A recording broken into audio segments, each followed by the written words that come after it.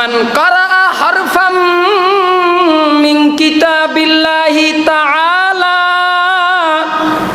ফালাহু হাসানাতুন ওয়াল হাসানাতু বিআশরি আমসালিহা লা আকুলু আলিফ লাম মিম বাল আলিফুন হরফুন ওয়া লামুন হরফুন ওয়া মিমুন হরফুন। আব্দুল্লাহ ইবনে মাসউদ থেকে বর্ণিত, আল্লাহর রাসূল বলেছেন, আমার কোনো উম্মত যদি পবিত্র কোরআনুল কারীমের একটি হরফ তেলাওয়াত করে, মহান রব্বুল আলামিন তার আমলনামায় 10টা সওয়াব দিবেন। লা আকুলু আলিফ লাম মিম, কোন উম্মত যদি 3টা হরফ তেলাওয়াত করে, উম্মতেরা তোমরা মনে কইরো না আলিফ লাম মিম তেলাওয়াত করলে আল্লাহ 10 নেকি দেবে। আল্লাহর রাসূল হাদিস ভেঙ্গে বললেন, বাল আলিফুন হরফুন ওয়া লামুন হরফুন ওয়া মিমুন হরফুন।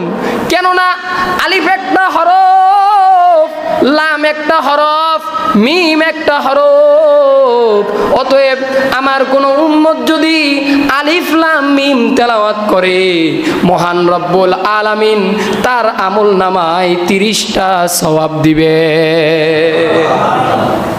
এবার আমরা অনেকে আছি যে হুজুর আমি তো কোরআন পড়তে পারি না, আমার জন্য কি হবে? আছেন কিনা? কোরআন পড়া শিখেন নাই, এখন আপনি কি কোরআন পড়বেন না? হ্যাঁ, আপনার জন্য সুবিধা আছে। ভাই কোরআন পড়া শিখেন নাই তো কি হয়েছে? হ্যাঁ, অনেক কিছু হয়েছে। আপনি ফরজ বিধান শিখেন নাই, এটা শিখবেন। তারপর একটু সুযোগ দিচ্ছি আপনাদেরকে, যারা কোরআন পড়তে পারেন না শিখে নেবেন তাড়াতাড়ি, মৃত্যুর আগে শিখে নেবেন। এখনো যারা পারেন না, ও ভাই আপনি তো আলহামদু সূরা পারেন কিনা? সকলেই পারেন না? কুল হুয়াল্লাহ সূরা পারেন তো? আমি নামগুলো বললাম না, নাম কিন্তু বললে আপনারা পারবেন না, অনেকেই পারবে না, অনেকে বুঝবে না। যদি বলি সূরা ফাতিহা বলেন তো, অনেকেই বুঝবে না সূরা ফাতিহা কি। আবার যদি বলি আলহামদু সূরাটা কোন, তো একদম এমনভাবে বলবে, হ্যাঁ মনে হয় একদম মুখস্থ, আলহামদুলিল্লাহ মুখস্থ। কারণ এই সূরাগুলো আমাদের এমনভাবে মুখস্থ হয়ে গেছে আমরা নিজেও জানি না। কথা বলেন ঠিক কিনা? মনে হয় জন্মের পরে অটোমেটিক মুখস্থ হয়ে গেছে। আপনারা কি কেউ বলতে পারবেন সূরা ফাতিহা, সূরা ইখলাস, কুল হুয়াল্লাহ সূরা এগুলো কোন ওস্তাদের কাছে শিখছেন? সেই ওস্তাদের নাম বলতে পারবেন? সেই ওস্তাদের নাম কেউ বলতে পারবে না, কারণ এগুলো অটোমেটিক আল্লাহ প্রদত্ত আমাদের মুখস্থ হয়ে গেছে। আলহামদুলিল্লাহ। ভাইরা আমার, তো আপনি তো সূরা ফাতিহা পারেন, সূরা ইখলাস, কুল হুয়াল্লাহ সূরা পারেন। আপনাদেরকে যে বললাম কোরআনের তেলাওয়াত করবেন, আপনি তো কোরআন পড়তে পারেন না। ও ভাই, কুল হুয়াল্লাহ সূরা ইখলাস আপনি একটু সময় নিয়ে 3 বার তেলাওয়াত করেন। আল্লাহর রাসূল হাদিস শরীফের মধ্যে বলেন, আমার কোনো উম্মত যদি পবিত্র কোরআনের সূরা ইখলাস 1 বার তেলাওয়াত করে, মহান রব্বুল আলামিন তার আমলনামায় 10 পারা কোরআন পড়ার সওয়াব দিবেন।